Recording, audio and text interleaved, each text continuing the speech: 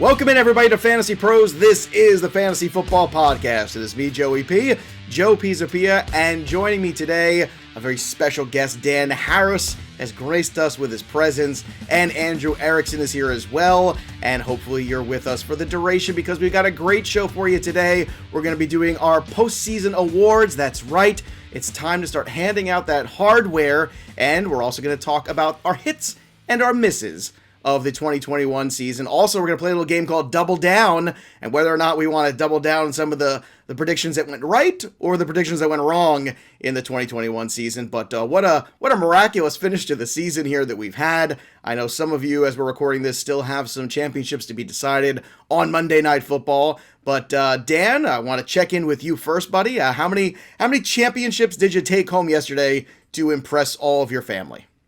So I took home one earlier in the fantasy season, which ended a little early. I took one, an FSGA league. Very exciting because, that was a 14-team, tough sledding, expert league.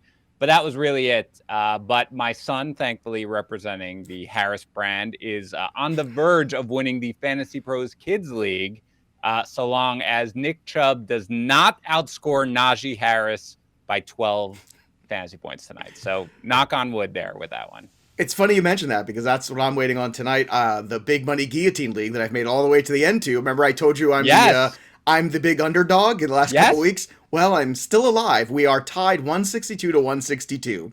I have Najee Harris left and he has Nick Chubb. So if I lose from Nick Chubb, my own Nick Chubb, what a horrible, horrible ending to the season it's going to be for me. So this is an actual, just straight up, whoever scores the most points is going to win. Straight up, we are literally 162.8 and 162.02 or something, right? It's like kind of crazy, and it's against Scott Jenstead, one of the best fantasy players out there.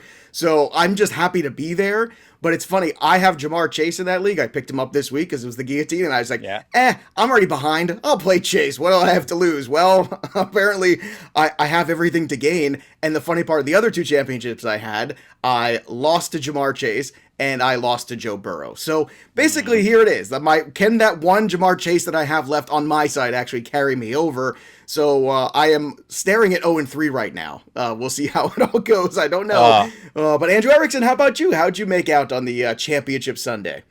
Yeah, no, I was playing in two semifinals. I won one of them, and I fell short in the other. But I was happy to come away with one championship. It's tough to win. I mean, it's tough to win all your fantasy football leagues, especially if you're playing in 9, 10, or 11 leagues. It's really hard for your expectations to be, I'm going to win every single one. I think that I'm trying to make the playoffs is a good parameter. I had a good season. Making the playoffs, I think, is good because once you get to the playoffs, really anything can happen. So, I was rolling out Trey Lance as my second quarterback, and it worked out. He did just enough, even though he got the rushing touchdown called back, which was extremely tilting.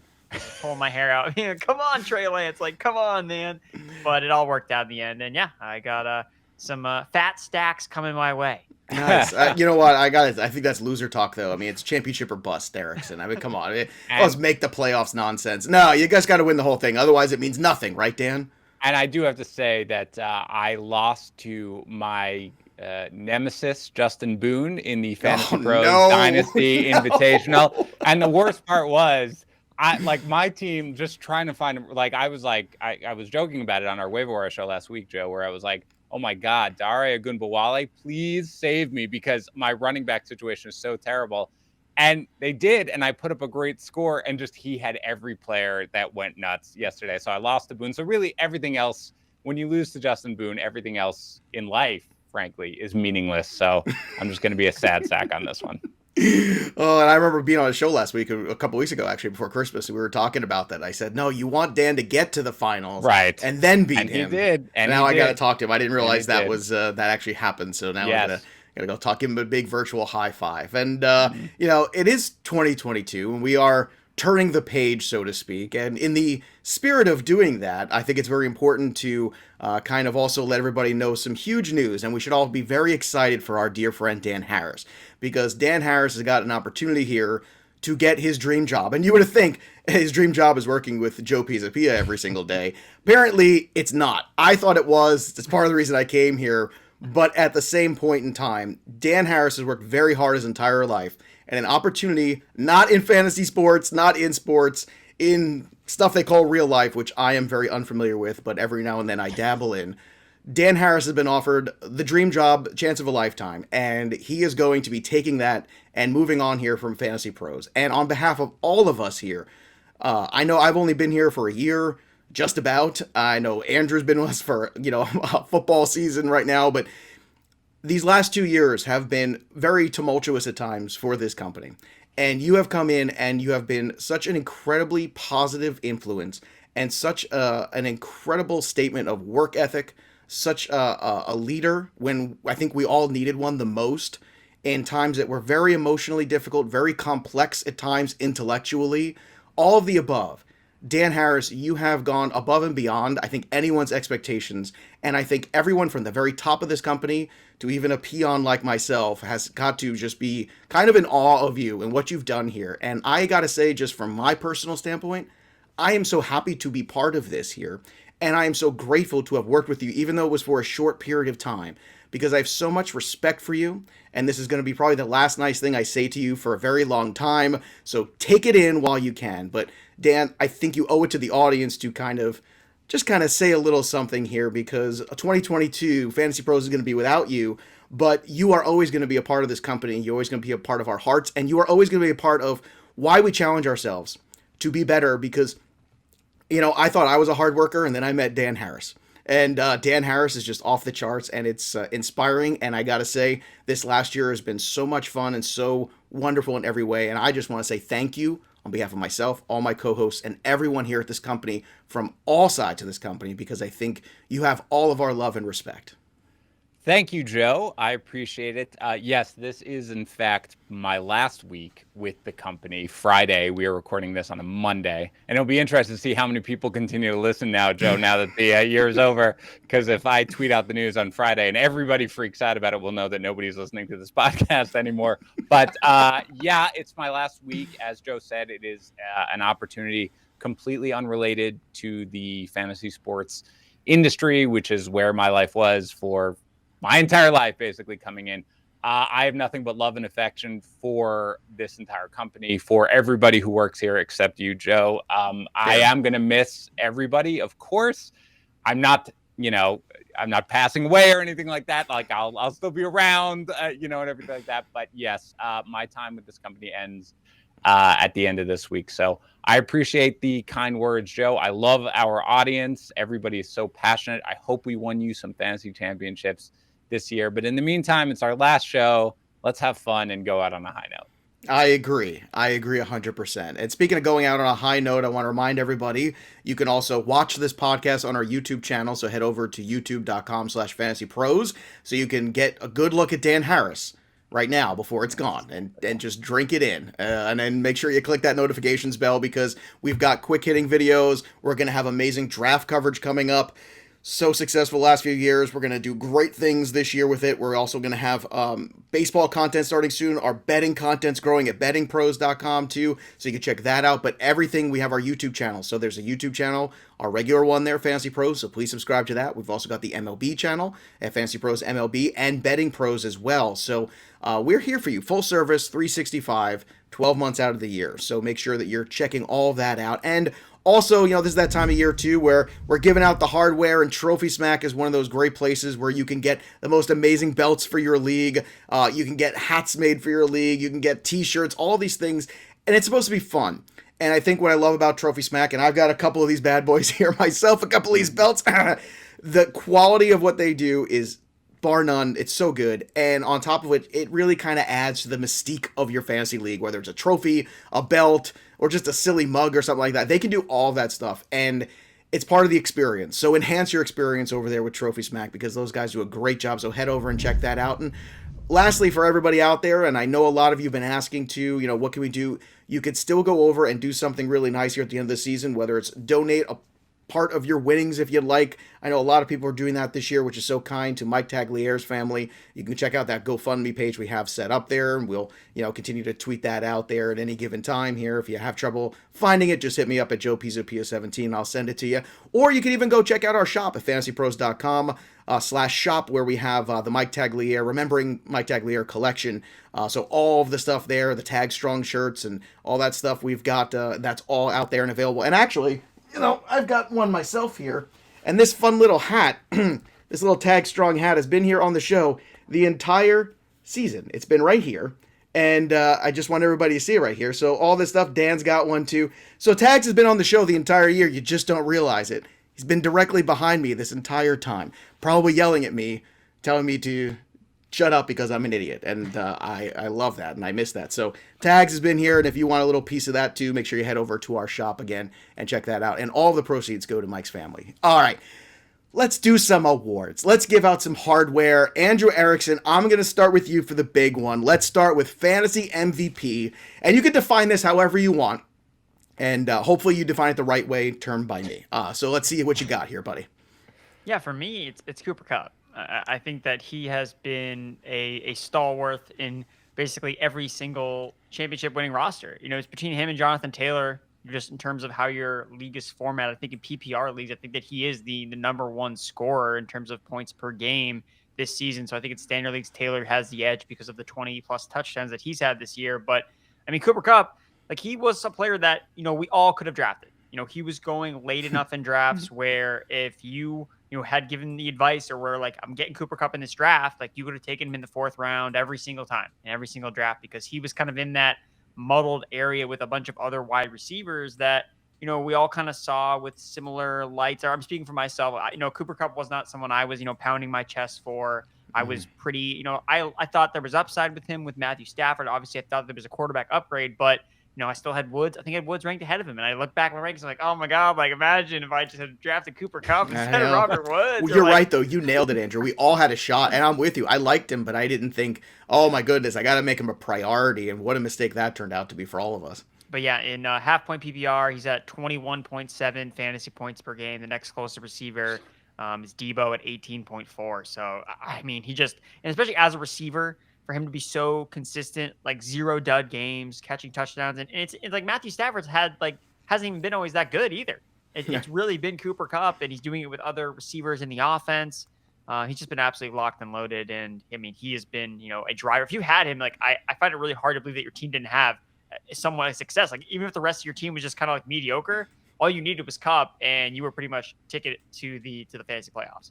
Yeah, fun stat here for you. I've got wide receivers to average at least 25 PPR points per game in a single season over the last 50 years. This was heading into Week 17. 1987, Jerry Rice, 26.2. 2021, Cooper Kupp, 26.1. 1995, Jerry Rice, 25.9. And then Devontae Adams last year at 25.6. So that stat makes me wonder what Jerry Rice would do in this current NFL, where you couldn't hand check guys at the line, where you couldn't hit guys over the middle. Imagine what that guy could do nowadays. Is kind of stunning, but that's the perspective. That's the company he's with, which is pretty incredible. So Cooper Kupp, certainly a fantasy MVP, no doubt about that. How about you, Dan Harris? Who are you going with for your fantasy MVP for 2021? I will say, as a theme for this entire show, is that both of these dudes filled out the form of being okay, who's your MVP, who's everything else. So they almost entirely took everybody who I would have taken for my first choice. So Cooper Kupp is, to me, obviously the MVP, right? By the way, the fun fact with this is that I got to go back and look at my draft rankings and where I was, and really thankfully, I apparently faded Cooper Kupp this year versus ADP and ECR. Great feeling right now to go back and check that out and be like, oh, look at that. Yeah, if you followed my rankings, you have 0 shares of Cooper Kupp. So I apologize. Cooper Kupp is the MVP, but I am going to pivot, and I'm going to go with James Conner, who was 96th in overall ADP. Andrew, we talk about, anybody could have had Cooper Kupp. Anybody and their grandmother could have had James Conner at this point, because he was going nowhere close. He was RB 37 in ADP. He was RB 32 in ECR. And as of right now, he has missed the last 2 weeks, right? And he is still the RB 7 on the year. You go to after week 2, he had 70 total yards or at least 1 touchdown or both in every single game. over an 11-game stretch from week 3 to week 14, he scored 16 touchdowns. He was just somebody who, first of all, you could have gotten late in your draft, and who every single week after the beginning was just super consistent. You knew if you were going against him that he was going to put up points. And the one thing is, for me, with the running backs, right? Like, running back was tough this year. Like, again, you had the guys at the top, but then it just got a little dicey. To have that guy who you drafted late, you were able to plug in your lineup every single week, just phenomenal. So, James Conner, my fantasy MVP. Yeah, James Conner was a revelation. I only had one share, and it was a very successful team where I had Derrick Henry and then didn't take another running back for a while. I just went crazy wide receiver because running backs just went flying off the board. It was in the CBS Expert League that Jamie Eisenberg made. And you know what? I look back on that roster and go, I think that's my construction next year. I like the way that team ran. Unfortunately, Henry got hurt, still made the playoffs, but, you know, taking a shot on a couple running backs later or just playing carousel with those RB2s, it feels like a better investment because every week I had those wide receivers who are ready and there and scoring points and playing most weeks. That just alone seemed to be a difference maker. Just having a healthy team every week, and the running back position, once again, 2 years in a row, just taking massive injury attrition. Just incredible what's happened to that position the last 2 years for sure. For me, another guy that could have been had by pretty much everybody is Deebo Samuel. He's that MVP. And I got to say, this year was the first year I had 0 shares of him. And I'm so mad at myself that I didn't. I just can't believe it. Every year I was supporting this guy, and I said, I can't keep doing this to myself. He's always hurt. He's never on the field. I know I love the talent so much, but you got to stop with this. And then, sure enough, this is the year where he went off. He is currently wide receiver 3 right now with 1 week left to go in terms of scoring. But Deebo's been carrying the football. He's been carrying this offense, basically, with subpar quarterback play for 90% of the year, if not all of it. And I just want to give a shout-out to Deebo Samuel, because I'm sure that's another dude that's been on a lot of winning rosters. Dan, I wish we had the data capability to know the roster percentage of players on championship rosters. Does anybody do that? If not, can you make that happen before you leave? Can you figure that out? I'm on it. We might be able to. I'll check what we have. At least, you know, for teams that have been imported, obviously, into my playbook, we might have that data, actually. I think that would be the most incredible thing to see. I thought that ESPN did do that. I remember seeing things where they would read off, I don't know if it was from Matthew Berry or, you know, some ESPN database, they would list off, like, oh, like Cooper Kupp was on 60% of winning rosters or something like that. I think ESPN does have that.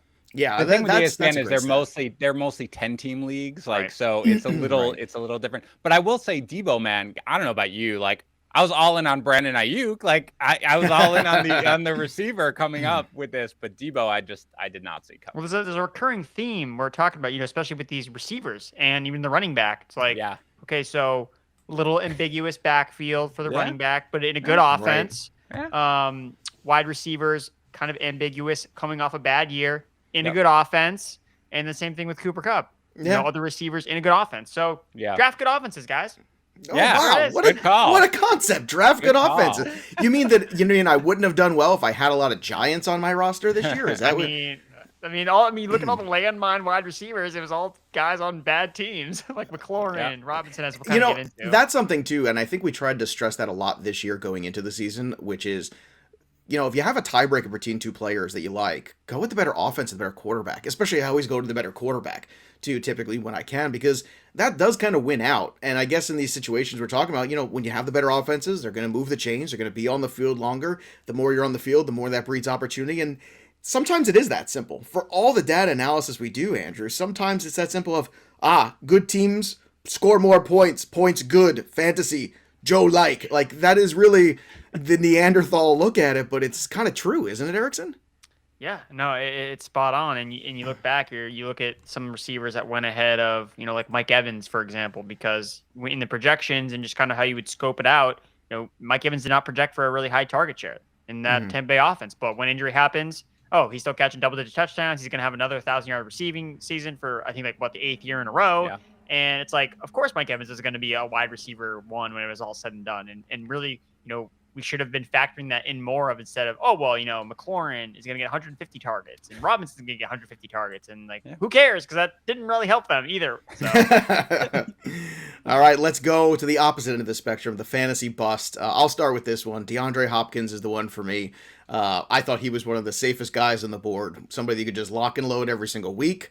And even when he was on the field healthy early in their season, it wasn't as prolific as it was last year, which I guess you can understand. Maybe it was just a slow start to the season, but then once the leg injuries started to creep up, once the soft tissue injuries and all the other things going on there, it was just clearly going to be a difficult season for DeAndre Hopkins, and it's finished with him on the IR, not even available for fantasy playoffs, which is really sad and disappointing.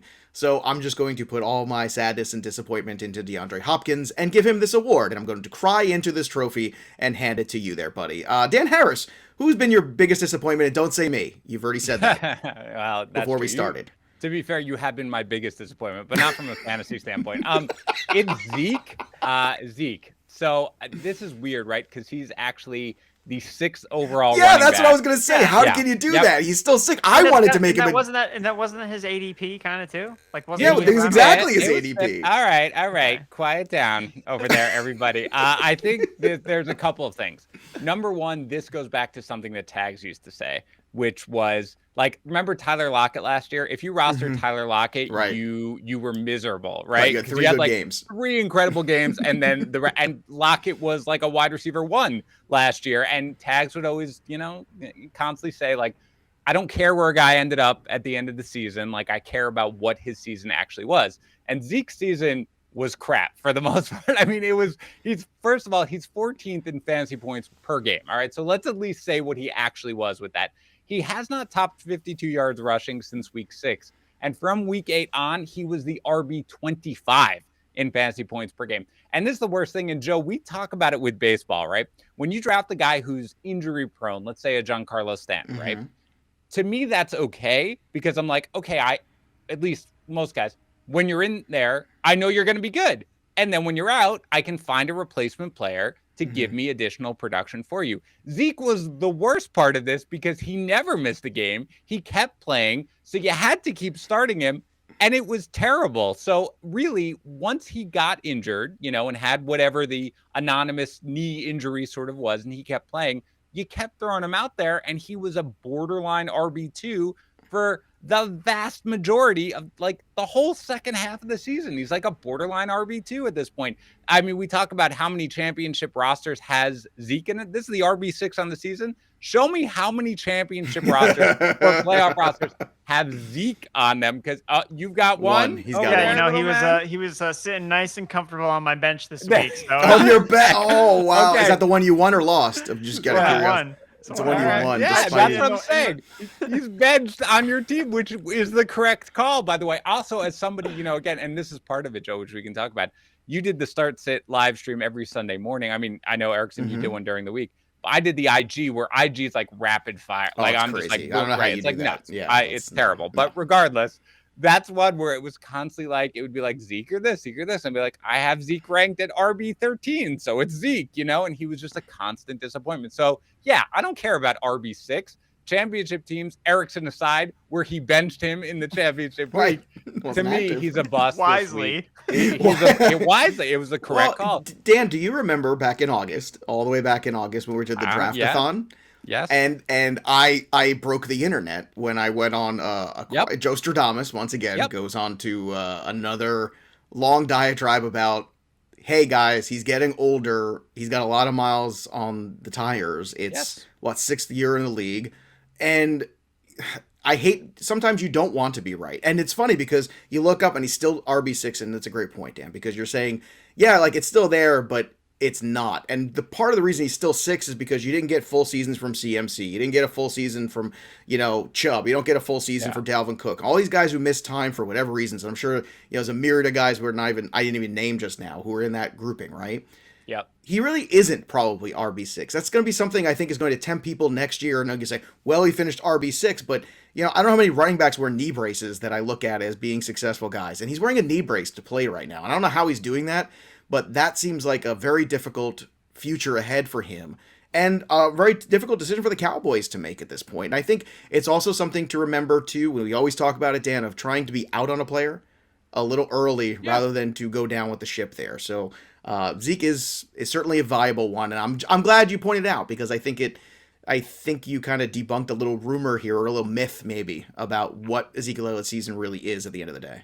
I really can't imagine that anybody who rostered Zeke here right now is thinking, yeah, all right, did good. He was RB6 on the season. That's a pick that really worked out. Like, you're just not. There's no way. And again, through week 6, he was the RB3. That's when he was good. And then he got injured. And again, the worst part, Joe, I'm telling you, if he had basically said, you know what, I need 3 weeks. I need 3 weeks off to let my knee recover. Maybe. And then he came back, he probably would have looked a lot closer to the old Zeke. And then people would have a much better feeling about his season. So yeah, I don't care. RB6 still a bust for me for sure. Unfortunately, he just looks like old Zeke, not the old Zeke. They're playing the wrong back right now, by the way. No, and I hope that they change it in the playoffs. They should give Pollard the vast majority of the work. Andrew Erickson, who's your fantasy bust for 2021? Give the award. Yeah, so for me, it's Saquon Barkley, and it's because he just didn't ever, he was someone that was a first-round pick in most drafts, and you expect that, okay, he was going to start the season slow, so there were already kind of low expectations, but he never, ever gave you a boom week. He scored one game with more than 20 fantasy points all season long. And it's just like one of those things where, even with some of these other guys, Derrick Henry got hurt, like Dalvin Cook got hurt, like at least when they were healthy, like they had those boom games where like I got that game. Even Zeke had some boom games because he scored multiple touchdowns. And that goes back to the whole offense thing. Playing in the Giants offense just makes it so much harder for Saquon Barkley to have that high ceiling game, because if he can't score multiple touchdowns based on the offense he plays in, he has to catch 10 passes.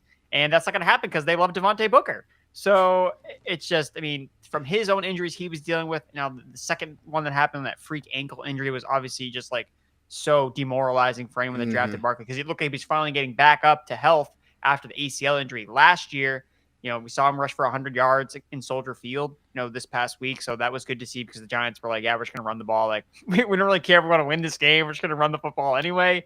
So Barkley's someone that I think is going to be very polarizing next year, because he's definitely not like in the same situation as like Zeke, where it's pretty clear that Zeke looks like he's way past his prime. Whereas Barkley, it's like, he's been dealing with all these injuries.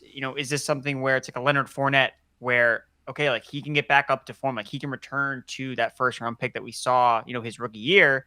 It'll be interesting to see kind of where his ADP ends up settling, because I'm kind of like torn on him. I see like both cases, especially if the offense is still the same. Is it still Daniel Jones, like as quarterback? Well, what if he's in a different offense?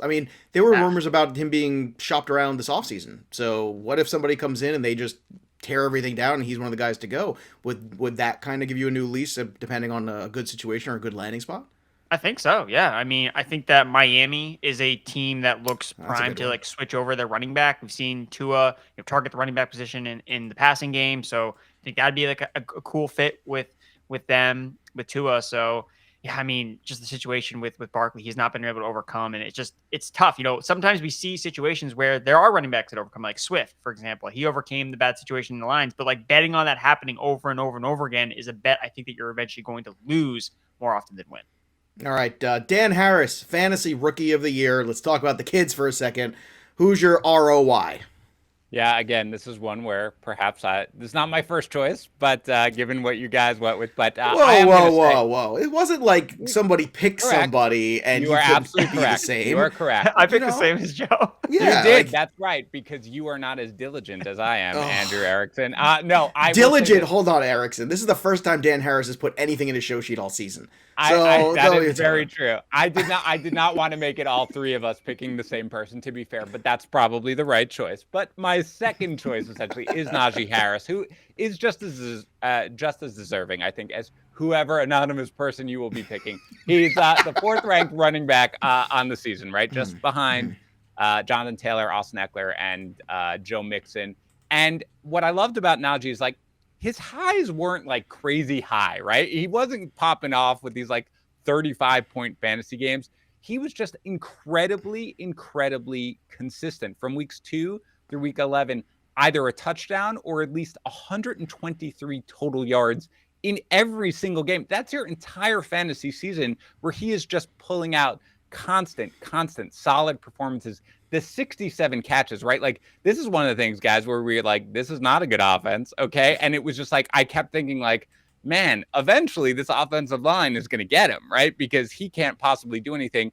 But it was just the volume just outweighed the fact that that offense was horrific the whole season. Now, there were a couple of duds, and they did come at inopportune times. You had a dud against Cincinnati, but he followed up with 107 total yards against Baltimore and 104 total yards and a touchdown against Tennessee. So a couple of duds sort of notwithstanding throughout.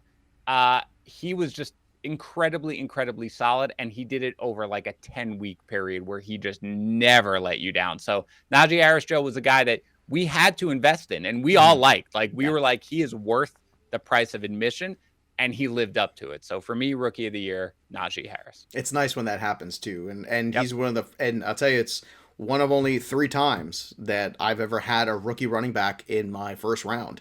And the first time was Ezekiel Elliott, the second time was Saquon Barkley, and the third time was Najee Harris. And it's something you have to be very careful of doing. And in 15 years of doing this, I've only done it 3 times. Like, that's not saying a whole lot, because we've gotten some really talented guys there who've popped up as rookies we felt really excited about. And a couple years ago it was a spectacular rookie class of running backs. But yeah, Najee's been absolutely brilliant. He's got another couple games here to pad those stats too. Andrew Erickson, who is your, or should I say, the real Rookie of the Year in terms of fantasy? Yeah, I mean, just the guy that, went off for like 250 receiving yards and 3 touchdowns in the fantasy football championships. I mean, Jamar Chase, I think, is the clear answer here. I mean, hey, who knows? Najee, hey, maybe he puts up 3 touchdowns, 250 yards rushing tonight. And maybe Dan is the one that ends up being right on here on the podcast. So, but I think Chase, he started off the season just absolutely on fire. And then we saw some lulls. Okay, he wasn't scoring 80-yard touchdown every single week, and I think it was to be expected. His production was unsustainable from all the big plays he was making, and then we saw it just revert back. Over when fantasy managers needed it the most, like during the playoffs, he was just a monster and just getting it done, finding ways, catching touchdowns, big plays. And it just reminds me a lot of like Tyreek Hill's breakout season, where he was just. You look at what he was doing, all these big explosive touchdowns, and you're like, oh, this guy can't continue to do this. And it's like, no, like, this is what he is. This is his skill set. He has Joe Burrow, the perfect quarterback, and he plays in an offense where there are so many other talented playmakers around him that they can't just take him away. Like, they just can't, because it's like, okay, then take away Chase. Okay, then there goes T. Higgins, 180 yards for T. Higgins this week, or Tyler Boyd in the slot. I mean, they have the best trio of wide receivers in the NFL, in my opinion, on the Bengals. So, I mean, and Jamar Chase has the most talent of the 3, and man, it's going to be. I don't know where I'm going to rank him next year, but it's going to be high. Oh, I know. I just did mine this morning, and I know exactly where it is. Let's just say the rank is high. It's very high. Here's a question for you too. Back-to-back years we've had rookie wide receivers finish top 5. Right, Justin Jefferson last year, incredible season. Same thing with Jamar Chase this year. Who would you rather have on your dynasty team? Would you rather have Jamar Chase, or would you rather have Justin Jefferson? So for me, I am going to say Justin Jefferson. And really? The reason I'm think surprised. That it has to do with the way that they're profiling their offense. So I talked about Jamar Chase, and now he had lulls. Like, I kind of see Jamar Chase more like in terms of fantasy football in the light of a like Tyreek Julio Hill. Jones. Yeah, like a Tyreek Hill, Julio Jones, where he has games where he scores like 55 points. And you're just like, oh my God, this guy's like unstoppable. But then he has games where he scores like 5 points. Right. Or like 6 points. Like, and that happened during the season. Whereas Justin Jefferson, I think, is like the next Devontae Adams, where it's like every single week, 20 points, 25 points, 25 points every single week. And I think that from a roster management point of view, I prefer Jefferson for the consistency as opposed to Chase. Again, obviously you'd like to have both of them, but because you asked the question, like that's how I would try to answer it. Just like from a roster construction standpoint, I think Jefferson gives me that higher steady commodity and less up and down roller coaster production. And that's funny. I would rather have Chase because I believe more in Joe Burrow than I do with Kirk Cousins and the Vikings offense, or what's going to happen, when Zimmer's moved out. I think there's a good chance that happens. And if so, what comes in, and is there changes? And I'm looking at the volatility. I agree with you. Like, I'm not trying to knock Justin Jefferson. I love the dude. That's why I posed it, because I thought it was a tough question. I'm on the Chase side, though, because I believe if this is the rookie ceiling with him and Burrow, what could we be looking at in the next 2 to 3 years potentially? It's not just based off this one huge game. It's based off of the collective year that we've seen from him. Break the tie, Dan Harris. Jefferson or Chase? Who would you rather have going forward? So we're just talking next year, 1 year, right? Not like dynasty formats? Or are we talking dynasty? Oh, I said dynasty format, so let's try to keep it at that. But then you could say next year too. I think next year I would prefer Jefferson, and dynasty I would prefer Chase, just because I think that Chase is going to be there with Joe Burrow for the next 10 or 12 years, and we don't know necessarily what Jefferson's quarterback situation is going to look like once Kirk Cousins inevitably moves on. But for next year, I do think that I agree with Erickson, because, as great as Chase was in this most recent game, obviously just a dominant performance, and he was great the week before, there were a lot of duds that were kind of mixed in there, right? And I think but he's a rookie. I completely agree. I understand. To me, though, I do think that probably next year I will look at them in a very similar vein, but I will see, like Andrew does, the fact that Jefferson's probably going to be a little more consistent on a week-to-week basis. And when I'm looking, Joe, for like the full season, when I'm doing in the draft, that's more what I want. But the highs are going to be higher with Ja'Marr Chase for sure. All right, let's go to the fantasy comeback player of the year, because my rookie of the year was Ja'Marr Chase, and there's nothing else to say about it. Fantasy comeback player of the year, for me, it's Joe Mixon, his teammate, actually, because this was a player I know I had a lot of questions about. I had a lot of investments last year, and this was another player, too, where I just started to worry about when you start looking at the injury history. Are we going to get a healthy season from him? And I think when you look back at this year, you got what you wanted at Joe Mixon. I mean, he is the RB3 right now in PPR. I mean, whether you like it or not, he's ahead of Harris. He's ahead of Zeke. And I know we could all say if everybody stayed healthy, that pushes him down. But what does it push him down to? 8? That's still pretty good. That's about what you got out of him in terms of your draft investment. So I think that's always what you're looking for. So I want to give Joe Mixon some credit for bouncing back and having a really strong season here. And I think, as you were saying, Andrew, this is a loaded offense, basically. 3 great wide receivers, a quarterback who just seems like he's really coming into his own, and a running back who's super capable as well and was able to stay healthy for the majority of the season with a little hiccup here and there. But considering the way the rest of the running back crew ended up, that's not so bad. Dan Harris, who is your comeback player of the year for fantasy? I don't want to be a broken record, but admittedly, I came up with names on my own, and the first name, Joe, as I completely agree, was Joe Mixon. And especially because, first of all, fantasy managers hated Joe Mixon. Like, when I did so many mock drafts, Joe, you know that with our users in Discord. Who's going to do that when you're gone? Oh, my God. I can't even imagine how many mocks I got to Don't worry about it. It's going to be incredible. But those guys are great, by the way. They love mocking. It's so much fun. But nobody wanted Joe Mixon. And like Joe Mixon was just constantly the like, why do I have to take Joe Mixon? He's just going to disappoint. And then you had the ankle right in the middle of the season where you were like, oh no, are you week to week with an ankle injury? Does this mean you're going to miss the entire season? And then he just played. He was like, no, I'm fine. I'm good to go. So that was it. My second choice was the guy that Andrew chose as well, who I will allow him to talk about when I get there. So I'm going to take a dumb pick, and I'm going to go with Matthew Stafford, who, again, Andrew referenced earlier, Stafford wasn't elite necessarily. Like, he wasn't always great, but he had a very, very fine season. He was QB6 on the year. And you remember last year, like, he was QB15. He was QB21 on a points per game basis. He had a bad year. They had to pay for him this year. He was QB10 in ADP. He was QB12 in ECR.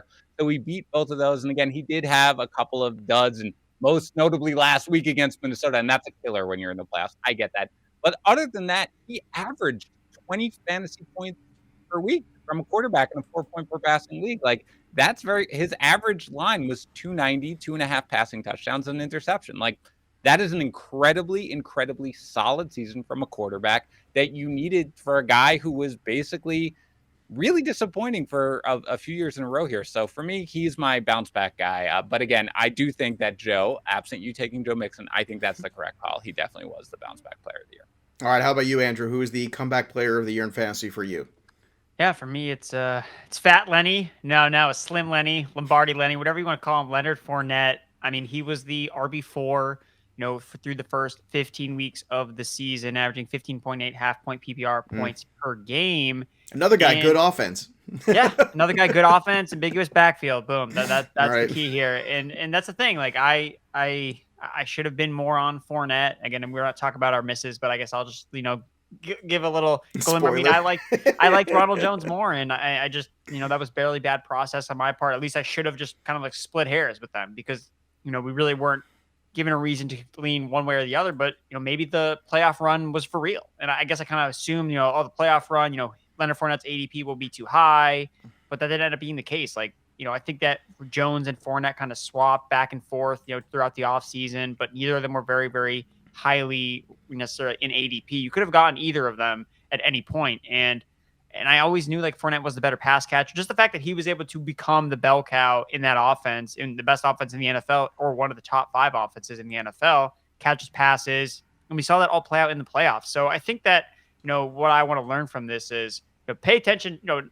the playoffs and not always just see what happens in the playoffs. Be like, okay, that doesn't really matter for the regular season. Like I should have taken more weight into how they leaned on Fournette and then taking that into the regular season, because I would have had way more Leonard Fournette and I probably would have won way more fantasy leagues because of it.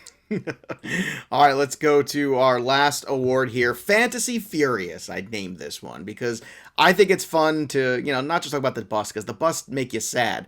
I want to talk about the players that infuriated you all season long for one reason or another. Maybe it was injuries, maybe it was performance, maybe it's a bit of both. For me, it's Cordero Patterson, and I'll tell you why. Because it came out of nowhere. It was very difficult to believe a 30-year-old breakout performance here. It was tough to understand how the usage was going to maintain. And just when he started to buy in, it all fell apart. I mean, if you look at the first 8 games for him, 5.9 targets, 4.8 receptions, 57.5 receiving yards. That's pretty good, right? The last 6 games heading into week 17, 3.2 targets, 1.8 receptions, 10.7 receiving yards. What the hell happened to Cordero Patterson? Maybe he just wore down. Maybe the body just didn't want to do it anymore. I don't know. But to me, that was just infuriating because I actually did pick him up in a league or two. And by the time I felt comfortable starting him was just about the time he decided to stop performing very well. So there you go. Andrew Erickson, who was fantasy furious for you in 2021? I mean, for me, it was Mike Williams, because we have this scorching hot start. 18 fantasy points, 18, 27, 32. In 4 of his first 5 games, he's like the wide receiver 1 or a top 3 receiver. And we're like, oh my God, like Mike Williams, like 5th-year breakout. Like it's happening. Like Tags predicted it. This is finally happening right now.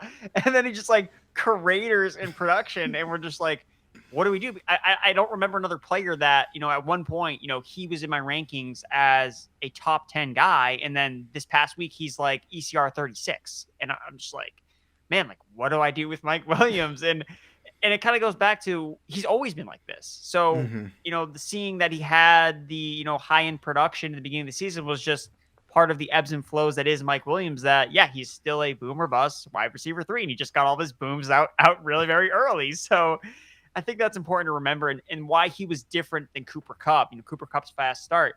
We had a sample size of Cooper Kupp being a legitimate top 5 wide receiver. Like it happened before. So when, random X player kind of has a, resurgence, don't forget about their entire career sample size of production and think about, okay, is this real, or is this just, okay, this is the good side of Mike Williams' variance and the bad side will be quickly approaching. And that's ended up what happening. But with Cooper Kupp, it was different because Kupp had that on his resume of being a top 5 wide receiver. So it was better. It was a better bet to not sell high on Cooper Kupp as opposed to Mike Williams. Yeah, he was the hardest player for me all year to rank every single week, no matter what I did. I was like, what do I want to do with Mike Williams this week? Wrong. I don't know. He's our wide receiver 1 or 48. I don't know. I'm not sure what to do here. Dan Harris, who made you furious in 2021? The first thing I'll say, by the way, about Mike Williams, just quickly before I give it, is that on my solo podcast, The Kickoff, basically every week one of the weekly episodes was about players who were either moving up significantly or down significantly in my rest of season rankings. And Mike Williams was on that list every week, one way or another. I was like, all right, I'm in on Mike Williams. Great. He moved up 7 spots this week, and my rest is 0. I was like, Mike Williams dropped 11 spots. I have no idea what to do with him. He was several. So mine is a little different, just because I think, guys, when I do weekly rankings, I take into account matchups heavily, of course, but probably a little less than most people. I move slowly. I sort of take into a macro level view, and I move guys. And so I just basically refuse to move CD Lamb down over the latter 6 weeks here. Even though on Joe, we talked about the IG Live, people be like, why are you telling me to start CD Lamb over this guy? I'm like, because it's CeeDee Lamb. I mean, we've seen him in the beginning of the season. Like, we know what he can do, everything like that.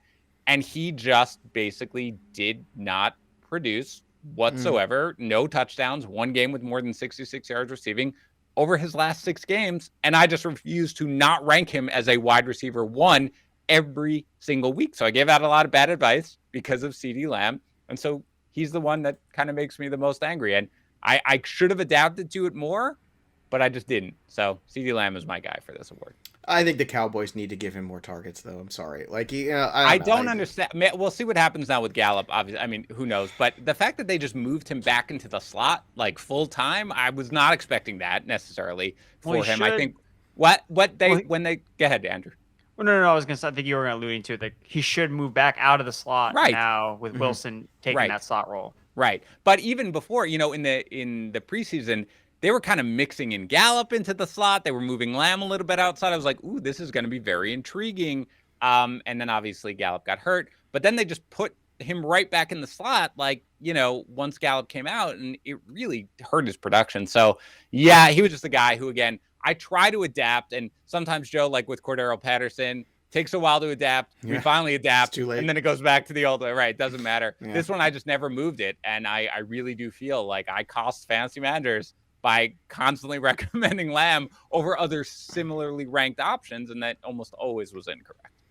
All right, so those are the awards that we're going to hand out, and obviously we'll be heading over and handing them out in person to all of them in the offseason, as we like to do here at Fantasy Pros. So everyone will get their acceptance speech at some point in time, and then probably get played off by the orchestra at some other time. So let's talk about a little game we're going to play called Double Down. So we're going to give you our hits and misses. We'll start with our misses because that's way more fun. And we're going to see if we're going to double down or we learned our lesson and see how we feel. So I'll kick things off here. I'll be the example boy and we'll see how this goes. So my biggest misses from 21 were going to be Jalen Hurts, me not buying into him being a QB1, me being terrified of that notion of him possibly being replaced. And I thought there's just enough quarterbacks out there to kind of not have to take that kind of a shot or a risk. And I was wrong. I will not double down on this. I am a believer now. I do not think that they're going to move on from Jalen Hurts. He's done a good job. Next is from me, Saquon Barkley. And there's the idea that Saquon Barkley was worth the risk. I was wrong. He was not worth the risk, and I am not going to double down on this one for next year. I think it's time to realize he is the risk. He might be the definition of risk, and I'm going to let somebody else take it, so I'm out. And then the last one is settling for CMC as the consensus number 1. And this is a topic that I've brought up before that, with the injuries and the workload and everything that we have from CMC, we all kind of just went back to he's too good of a talent not to try it again. And now I'm wondering if we should have done a better job of that. So I'm not going to settle anymore for CMC, but I'm also not going to settle for anybody, I feel like, going forward, just because they were that guy. I don't know if they're going to be that guy again. And it's something that we should all look at when we have the entire board for our taking with the first overall pick.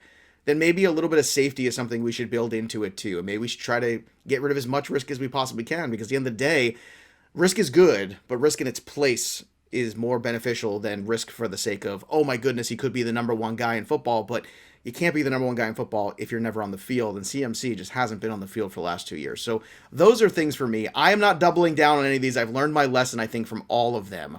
So Dan Harris, anything that you've missed this year that you want to double down on? Let's see what your misses were from 21. Yeah, there were some bad misses. I pick up a couple, and the first 2 really are of kind of the thing that we've talked about, which is target the good offenses and worry about the rest kind of later. I recommended a young, spry running back who could be had in like the 4th round, pretty much universally. Oof. His name was Mike Davis. Did not work out that well for people. Oddly enough, I didn't have a lot of shares, and when I went back and checked like where the rankings were versus ADP and ECR, I was like, I was probably 10 spots higher on Mike Davis, which was terrible. I just ended fantasy seasons before they began. I was only 3 spots higher on him then, because that's just thankfully. But that was terrible. I will not be doing that again. I will not be targeting those types of running backs right in the middle on bad offenses. Mm-hmm. I faded Mike Evans. Number 2, I was a hard fader of Mike Evans, hard. And Erickson, you mentioned why it made sense, sort of from a 10,000 foot view. but that was terrible. He's going to do exactly what he was before. And it's, again, stick with the offenses and worry about it later. Are you going to double down with Evans going into next year? Would you fade him again? I'll target. No, I'm not going to fade him. I'm sorry. I'm not doubling down on Mike Evans. I'm not doubling down on Mike Davis. I'm still considering whether or not I'm going to double down on this third one. And that was assuming that Tom Brady can age like a normal human being. I faded Brady. Oddly enough, boys, the one championship that I just said that I won, my quarterback was Tom Brady, because it was just a 14-team league. Everybody waited. Nobody took him. I took him, and he won me a championship. Not him himself, but obviously in this last one. But I wasn't like I was running away from him, but I definitely was lower than consensus. I think he was 9th in consensus. And I was just like, the guy's 44 years old. At some point, this has to end, and I'd rather get off a little early. And that was dumb. And he really shows no signs of aging. So I probably won't double down on it. But I could see myself talking myself into it, being like, he's 1,000 years old. At some point, this is going to happen. Let's jump off the ship. But for now, I'm going to avoid doubling down. So those are really my 3 big misses. Look, it's hard because every year Tom Brady gets older and older. And every year you feel like, oh, this might be the year. But I don't know, man. You realize he's only 10 yards away now from 5,000 yards. Like, did you realize that? Like, I didn't even realize that till this morning when I woke up. I was like, wow, I can't believe he's going to break 5,000 yards this year. After everybody said after last year he couldn't be any better, and he has 40 touchdowns this year and 4,990 yards passing.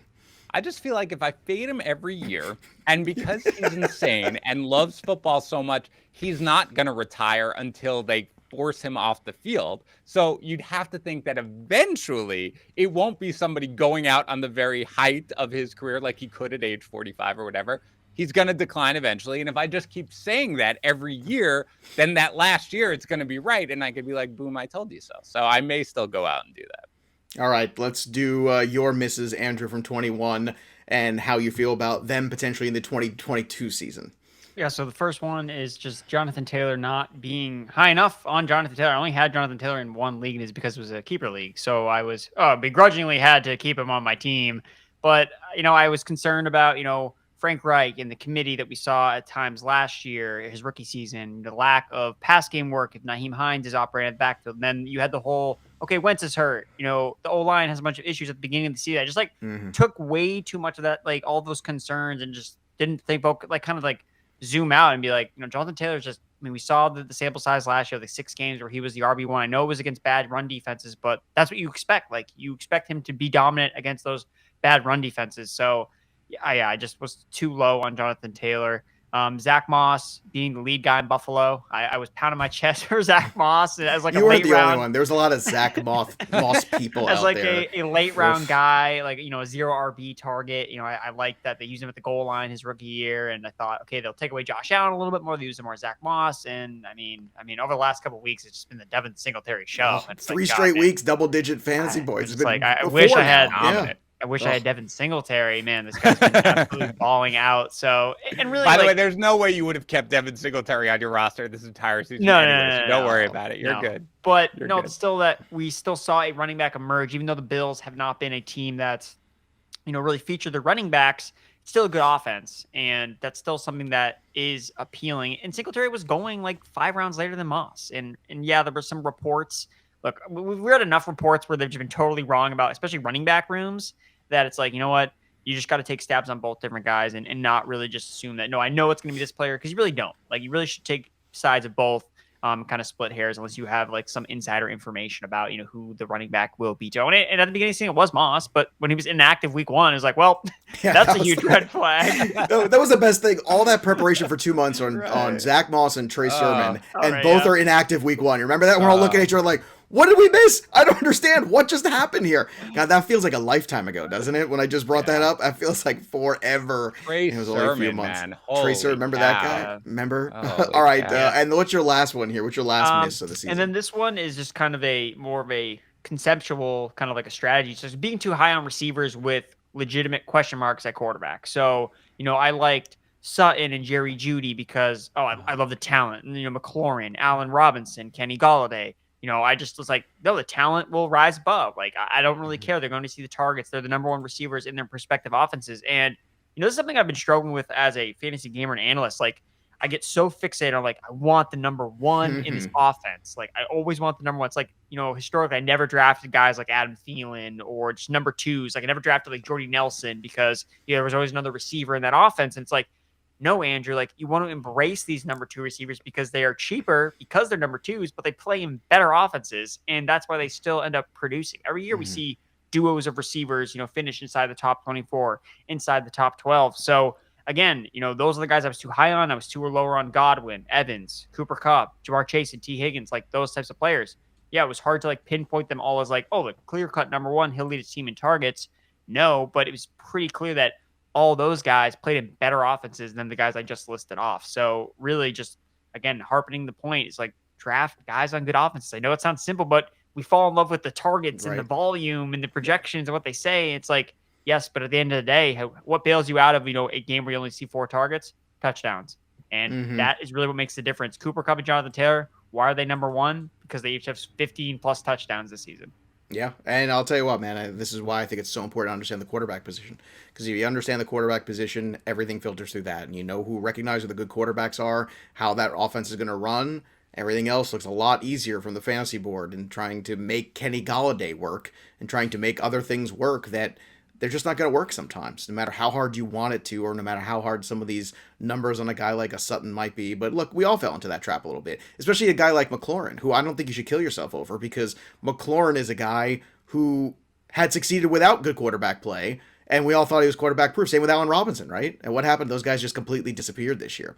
All right, let's talk about the hits here. For me, I said Kyle Pitts was going to finish as a top 5 tight end, and he is number 5. Oh, I just made it by the skin of my teeth. Thank you, Darren Waller, for missing all that time. Boy, oh boy, I'm going to send you an edible arrangement, Darren Waller, right coming to you. I hope you enjoy those grapes and melons. Also, first guy in 60 years at the tight end position to have 1,000 yards receiving. So I know he didn't catch any touchdowns, or 1 touchdown, but 1,000 yards receiving for a rookie tight end, like Kyle Pitts was exactly the guy. I think if I told you at the beginning of the year he'd have 1,000 yards receiving, you'd go, wow, that's incredible.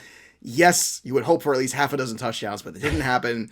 Hopefully it'll happen. And you know what? I'm going to double down on it, because next year I think he's got a shot at number 1. I'm going to say he's a top 3 tight end next year, and he may or may not be number 1 in my 2022 draft rankings today at tight end. We'll see. I will double down. My second hit was Najee Harris as a top 5 running back. He's number 4. I will double down on that again for next year. Even if Ben Roethlisberger's not there, it would take a massive change in that whole organization to make me start to be concerned about Najee Harris, because I think he's such an extraordinary talent. The work ethic's off the chart. You see it in this guy, and I just think he is going to be that dude now for these next 2 to 3 year window. He's one of those elite backs. So I'm going to keep, and Zeke declining was something I'm going to continue to double down on. Dan already made a terrific statement there, but that's got to be one of, I feel like, my hits, because it feels like a mirage. It's a myth that he's RB6, because from a productive standpoint, like, he is basically Josh Jacobs just on the Cowboys. Like, he's a guy that's getting you 50 yards rushing sometimes, and every now and then scores a touchdown, but it's nothing to write home about, and certainly not an elite back. And I think that's something that I will double down on, and I'll be a tough grader on Zeke going in 2022 as well. And then the next one for me is continuing to find those guys who jump a tier. Waddle, Higgins. I still feel like Lamb, despite your concerns, is one of those guys. So I'm definitely doubling down on Waddle and Higgins. And even though Lamb was a little disappointing here towards the end of the season, I'm going to double down on him as well. So those 3 guys in particular, I think, are going to be highly investable next year. And we'll be looking for the next guys too. And I can't wait for that rookie class too, with Jameson Williams, who's incredibly talented, and a few other wide receivers that I think are going to make real impacts in 2022 yet again. So I'm doubling down on all 3, because it feels so good. Actually 4, because Zeke being bad is a negative, but I'm doubling down on it. So let's go. Dan, take the victory lap, pick up the torch, and go. What are your hits from 2021? I advocated hard for Austin Eckler to be the number 6 player in PPR formats. That was something where I was just couldn't understand it. I have so many shares of Eckler this year.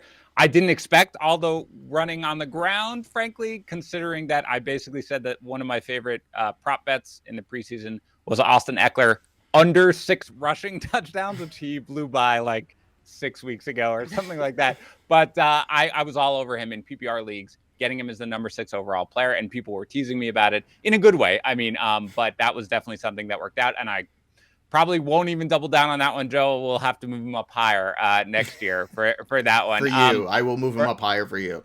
I was very high on Jalen Hurts, and I was fading Russell Wilson a little bit. Jalen Hurts was a guy who I basically was like, he's going to be a quarterback in a bunch of my leagues. And when people were asking about Russell Wilson, and they were very excited with the let Russ cook, narrative, here he comes, Mr. Unlimited or whatever we've got coming in. I did not buy it coming into the year. I just really never saw the Seahawks making the offense that way. And I think that, you could see Wilson starting to decline a little bit as he got older. I will double down on it next year as well. I will be buying still Jalen Hurts as well and fading Russell Wilson. And this next one, Joe, wasn't, I guess if I had to do it like as a way to double down or not, it would be just basically pounding sort of the mid to late part of my drafts with like upside wide receivers that I really liked. And I hit on a bunch of them, like so many. You look at the team, Joe, that I was just talking about, the deep team, like Christian Kirk's on that team, Jacoby Myers on that team, Hunter Renfrow, right? These are guys who I feel like, once you get past and you've got the solid running backs and you're taking all these speculative running back sort of like dart throws, like there are a lot of quality wide receivers at that point. If you put in the research and you kind of look where it's possible to see sort of the upside, that's where you can make your money, I think, a lot, especially in deeper fantasy leagues. So I'm going to continue to try to deploy that strategy. And again, it's a matter of whether or not you hit on them. But for me, I think that the guys that I identified there really sort of worked out for me. So those are my 3 hits, and I'm doubling down on all of them. It's a receivers league now, and we've all got to adjust to it.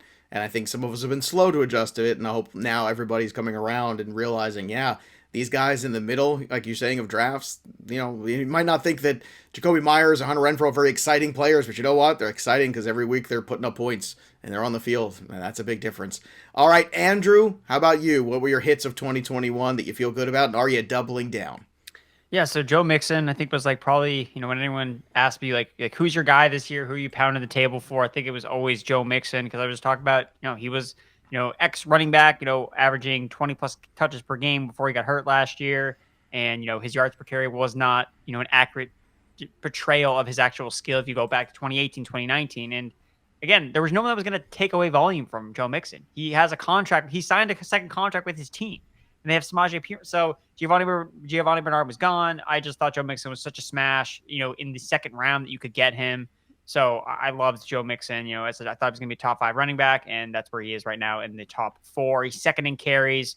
And again, just kind of go back to the sentiment that, volume, like that's how you project it. Like that's why Najee Harris is going to be a good value running back. If people are pissed off about his efficiency, it's like, guys, like, well, he still got it done because he's going to touch the ball 300 times. Like, that's all that matters. And I think analysts as like a whole were like pretty good on Najee Harris. Like, I think we all kind of thought this is how he's going to play. He's going to get efficiency. He's going to get the volume. It's not going to be great all the time, but he's going to find a way. And what do you know? He's a top 5 running back because the volume is the king. So with Mixon, I think it really depends on his ADP. Like, I really loved him at his price this year where he was a value.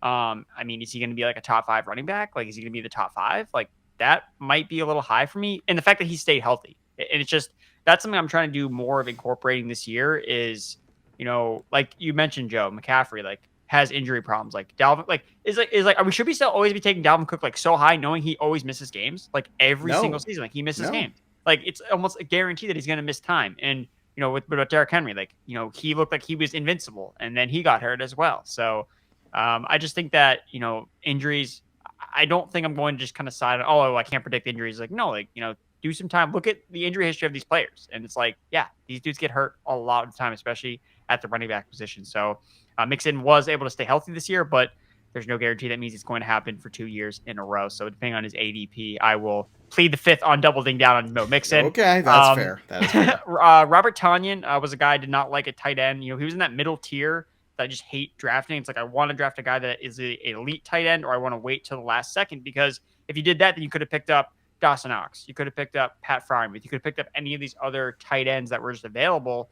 And the reason I was fading him was because he had unsustainable touchdown production. Like, his touchdowns did not match his targets and receptions in the Green Bay Packers offense. I know he ended up getting hurt, but even before he got hurt, I remember I listed him as like a sit every single week in the sit article I do, because the volume wasn't there, because he was buried on the depth chart, wasn't running enough routes on the offense. So just kind of looking ahead of next year, it's like guys that have a lot of touchdowns, depending on how targets will shake out, Dawson Knox has a lot of touchdowns, Freiermuth, Hunter Henry, where will those guys kind of fall in rankings? being boosted up by touchdowns in their overall tight end performances. So I'm probably going to double down on like fading those types of tight ends that are just really buoyed by the touchdown production. And then lastly is Deontay Johnson. I had him as a top 15 wide receiver. He's probably like my most drafted wide receiver. And again, people are like, Big Ben sucks, the offense. Like, I can't do this. It's like, dude, all this guy does is go out and get targets. Like, he gets targeted at the same rate as Cooper Kupp, Devontae Adams, all of the elite wide receivers. Like, Deontay Johnson is in that category. And from a skill standpoint, I think that he's almost just as good as those guys. Like, he can get open at will. And I know that we're going to see a quarterback change in Pittsburgh. That's going to end up shaking up how we view Deontay Johnson. But if they don't bring in like the worst quarterback ever, like I'm still going to probably be high on Deontay Johnson. Like, I think I'm still going to want draft him. I hope that I can get him again as a value, because the guy all he does is get targets in this offense. I mean, Juju Smith-Schuster, I don't think he's coming back to Pittsburgh at any point. And you have Chase Claypool there, but he hasn't really shown that he's a target magnet like Deontay Johnson is. So, top 10 guy through 16 weeks of the season. Yeah, I love Deontay. Well, Mason Rudolph is there right now as the backup. I don't know if that qualifies as worst quarterback ever, but certainly Dwayne Haskins here in that running. So we'll see what happens there in Pittsburgh. There's going to be so much quarterback movement this offseason. It's going to be absolutely fascinating. And you're going to see a million retreads and second chances because the quarterback class isn't great either. And not to mention that probably the consensus number one just had an injury in his bowl game. So good luck there at the quarterback position next year. So lots of great football. It's fun to look back on this season, and it's a season that I will look back on certainly fondly for the most part. I know it's been a tough season here for us personally and professionally. And Dan Harris, once again, I can't stress enough how helpful you have been during all of that, the good, the bad, and I know you'll appreciate this because there's a little Sicilian in Dan Harris. A lot of people don't know this. Dan Harris, my friends, is a wartime consigliere. That's what he is. So, Dan, I know on behalf of everybody, once again, just want to wish you luck in your future endeavors because I know we're all super excited for you. And we know how great it's going to be, and we know how hard you've worked for this. So to get this opportunity is fantastic, and we're just all so excited for you, buddy. I really appreciate it, and I will say that wartime consigliere is probably the greatest compliment that I could hope to get, so I appreciate that very much, Joe. And Andrew Erickson, I got a good feeling we'll be seeing a lot of you next year, too. You kind of know what you're talking about. I kind of like you. Kind of like having you around. I'm not going to lie. You're kind of fun. So hopefully you'll grace us with your presence as well here because you've been a tremendous part of what we've done here, showing up every single week for us on the podcast and helping us out. And you've done stunning work, funny, endearing, fresh-faced. God knows we need that, especially on shows where Dan and I are around. So you bring down the average age bracket significantly, and that is a good thing for us here at Fantasy Pros. I want to also remind everybody too, once again, head over to fantasypros.com/shop and shop the Remembering Mike Tagliere collection. All the proceeds from that collection are going to Tag's family. And of course, you can hit up that GoFundMe page if you'd like to donate a portion of your winnings. And a lot of people have said that they want to do that. It's a beautiful gesture if you do. Also, don't forget about Trophy Smack. fantasypros.com/shop has a lot of that Trophy Smack stuff as well for you that we've got going on for your league winners, for your league losers. I mean, who knows? A mug that says, I lost my fantasy championship. That's kind of a funny thing, and you can make that happen. Basically, anything you can make happen over at Trophy Smack. And don't forget about our YouTube channel, youtube.com/fantasypros, where we're going to have football content for you all year long. So don't worry, just because football's going away, we are not here at Fantasy Pros. That'll do it for us, but the story of the game goes on. For Dan Harris and Andrew Erickson, I'm Joey P. We'll see you next time, kids. Thanks for tuning in to the Fantasy Pros YouTube channel. Don't forget to check out our featured videos. And while you're at it, make sure to follow us on Instagram, Facebook, and Twitter at Fantasy Pros, so you can get the latest news and updates to give you the edge you need in your fantasy league.